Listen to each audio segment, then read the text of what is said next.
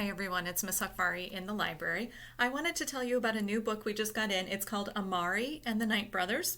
The author's name is B.B. Aston. This is a book that we just put in our fantasy section, and it's in our fantasy section because it deals with magic and magical powers, magical abilities, and takes place for the most part at a magic school, kind of like a magic training school. So in the book Amari and the Night Brothers, we meet Amari at school, and she is having a pretty rough day. And that's pretty typical for Amari. There's a group of girls that she does not get along with. They treat her very poorly for being black and also for not having a lot of money. She's at school on a scholarship, and so she gets made fun of a lot. And Amari has a rough day. She snaps and pushes at one of the kids who's been bullying her, and it gets her kicked out of school. And so, luckily for Amari, it's going into summer vacation. Not so luckily for Amari, her mom has decided that she's grounded, and they have to kind of figure out how she's going to make better choices next year, what that's going to mean.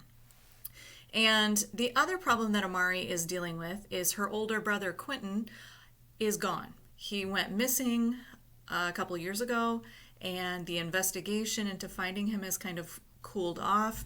The cops are pretty sure that the reason Quentin has gone missing is that he was involved in some things like maybe drug dealing or gang activity that he shouldn't be involved in, but Amari knows for sure that's not what her brother would have done. She knows he wouldn't have done that.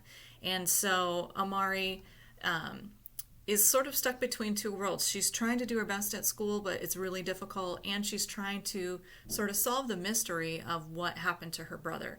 She just can't really give up hope for him. And one night, this messenger comes to the door with this package for her, and turns out she's pretty sure she can track down where her brother has gone, and she learns that her brother this whole time had been working at this magic school at the Bureau of Supernatural Activity, and she gets an invitation to go there as well.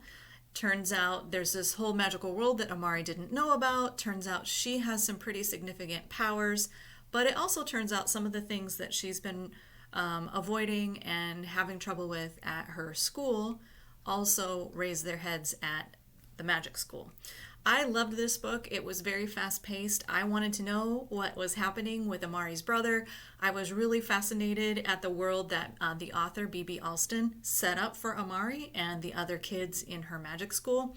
And it reminded me a little bit of Harry Potter, sort of that world building aspect, but it really talks a lot about some social injustice issues as well, which I really appreciated.